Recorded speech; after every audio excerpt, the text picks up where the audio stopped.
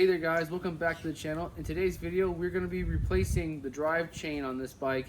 I replaced the chain within 500 miles of receiving the bike, so the bike has well over 5,000 miles, and I've adjusted it a few times, about 4 or 5 times, so it's about time to just replace it anyway.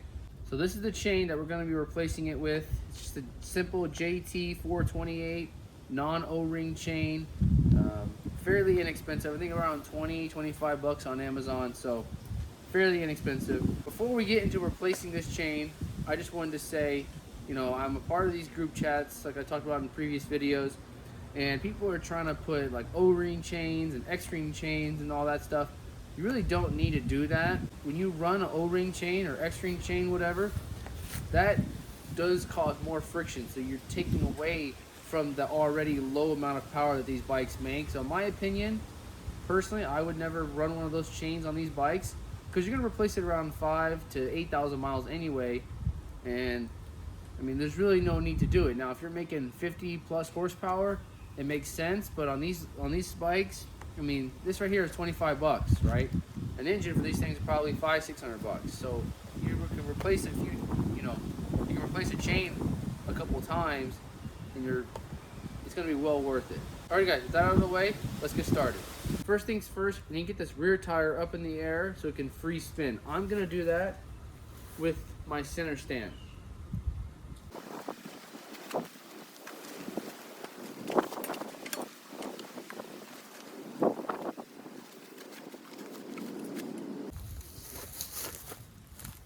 So coming to the rear of the bike, once you have your tire in the air and free spinning, we're going to go ahead and just loosen up our axle bolt. So it's going to be a 17 and a 19, and you just pull down.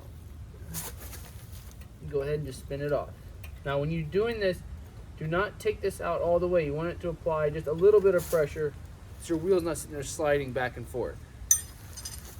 With our axle loosened up, we're going to go ahead and spin this wheel until we find our master link here. So I found it. My method of choice is just a flathead screwdriver and a mallet or hammer. Just go ahead and line it up. Just go ahead and tap it.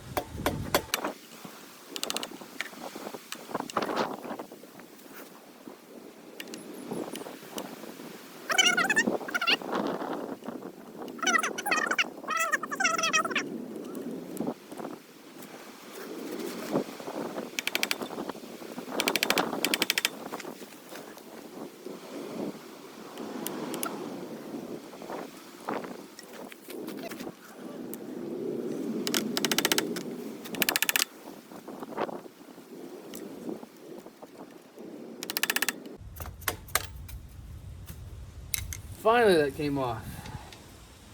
Once your little backing plate is off, you pull the other part of the master link out, and then you just gotta hold it and make sure it runs all the way through, and you're off. Now, normally these things are not that stuck, but I guess the chain's a little camera shy.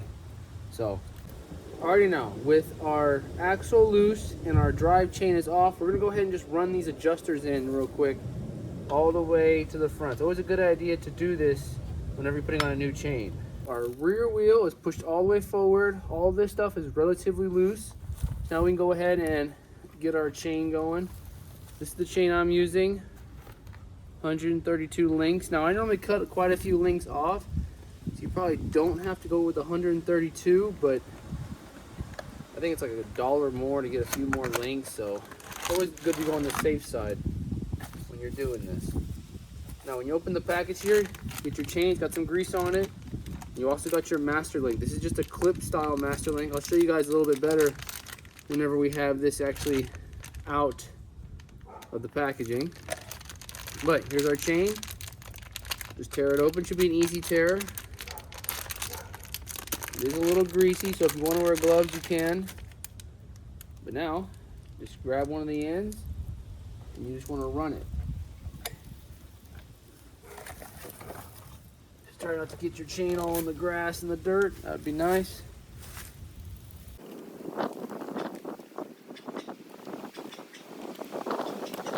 So this might be hard to see, but when you're doing chains, you're basically looking for which master link or which outer link to replace. So to do that, you need two of these ends here, the inner or the female, whatever you want to call it.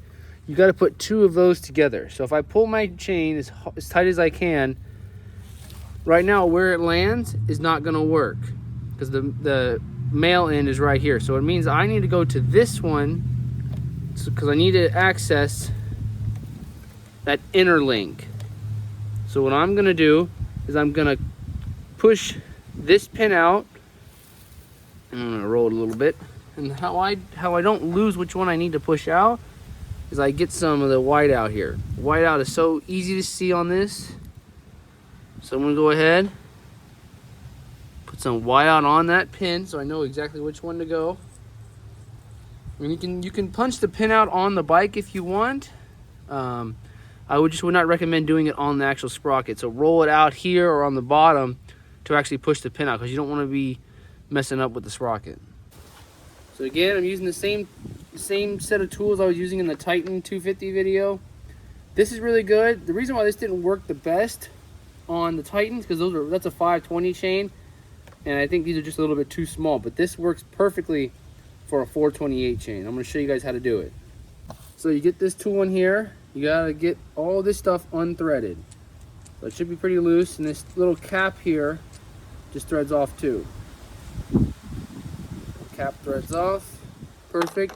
And now on the bottom, it's hard to see it here, but there's a hole for the little punch to go through. So you have to unthread the top part now.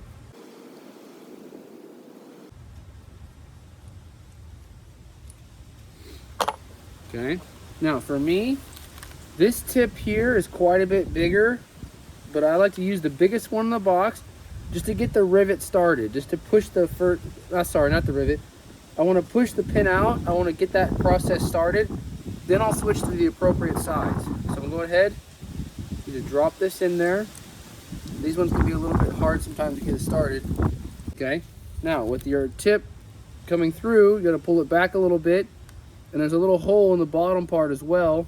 So that goes on the back side. So you can grab it here. Goes on the back side. Make sure that thing is in their center, or else you're going to ruin this whole thing. And then while you have it holding it, you want to turn this in. It's kind of hard to do it like that, so I'm going to try. Yes, you're holding it on the back side, and then you just thread this top part in. Make sure this is centered up. If it's not centered in the hole, if it's not perfectly aligned, it will not work. So once you have it snugged, straight, give this thing just a little bite, not a whole lot. Then you're going to run with the pusher here and just thread it in there.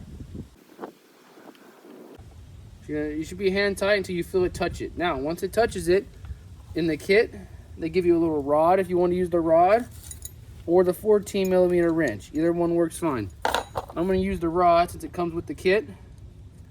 And you're just going to go ahead and turn it a little bit. Shouldn't be too hard, but you're going to turn it just a couple of turns. And it should feel pretty loose, pretty easy the first few turns. And then once it gets really tight, like, man, I'm pulling hard, back it out. Because remember that this tip that we first used is really big compared to the pin size. So now you have to go ahead and just loosen everything up. After your pin push, you can see how it got smushed in a little bit, and then it stopped because that tip was too big that we used. So now I'm going to switch to the appropriate size, and we're going to go all the way through now. And when you're doing this, the tips and everything are as straight as you can get it.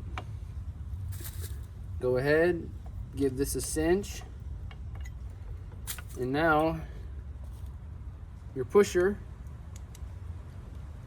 threads in. I dropped mine.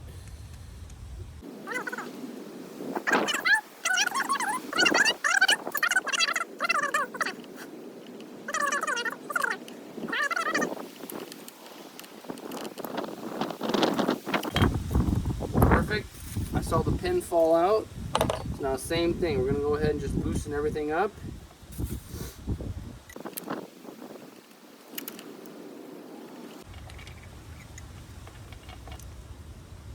Okay. Now where we push the pin out, you go ahead, Take that off. Alrighty guys, we got our chain on. We have our chain cut perfectly. We have our 2 female ends. Now you got your master link. So this part here is just the backing plate. This comes off. You got your master link. Put this in from the wheel side out. But before I do that, I'm gonna go ahead and just put a dab of oil on each of the pins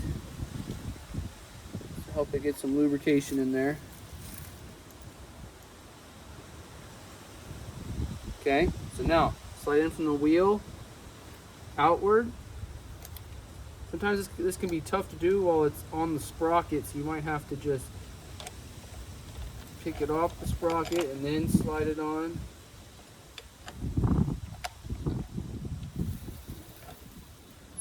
Okay, and now your backing plate. Now this can go either way, it doesn't matter. This just goes on. And then your clip. Now this clip here is open-ended and it's got a rounded end. The rounded end goes in the direction of travel. So if you're doing this on top, your rounded end, I'm not trying to drop it, would be going like that, right? Rounded end towards the sprocket. If you're doing it on bottom, the rounded end would go towards the back of the bike. So I'm doing it up here on top. So round it in to the sprocket. Go ahead and slide that on. Now again, you're going to need something to push that down because it is press fit. I'm going to use my trusty screwdriver and mallet here. So light tap is all it takes to seat it. And there we go. Just double check it, make sure that clip is in its place. Perfect. So now our chain is dangerously loose. So now we're going to go ahead and tighten this up. So make sure whatever adjustment you make to these chain adjusters, do it equally, right? You don't want this one to be way out and that one way in. You're going to have everything all jacked up.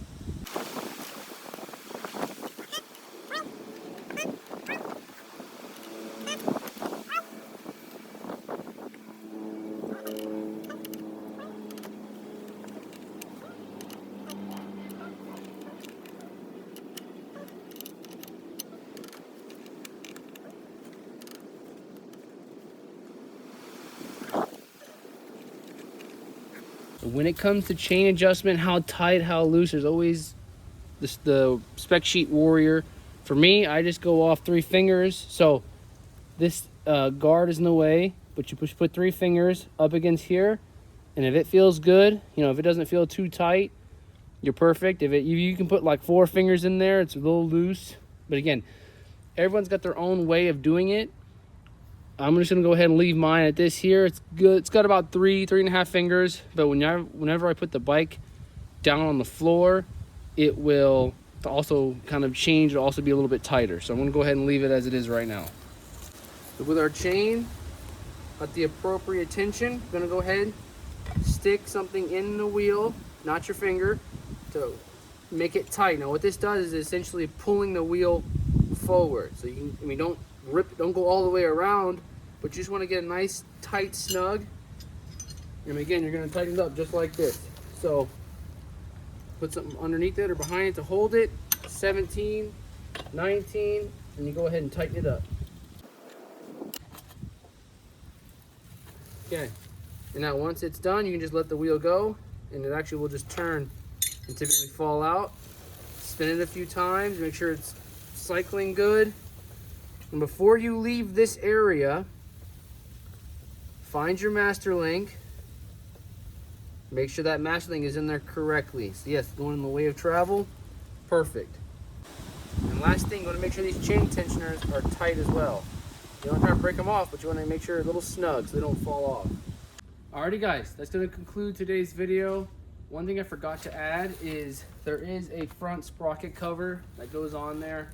I do not run that on my bikes because I don't think it's doing anything. If that chain slips, that case is not going to save it.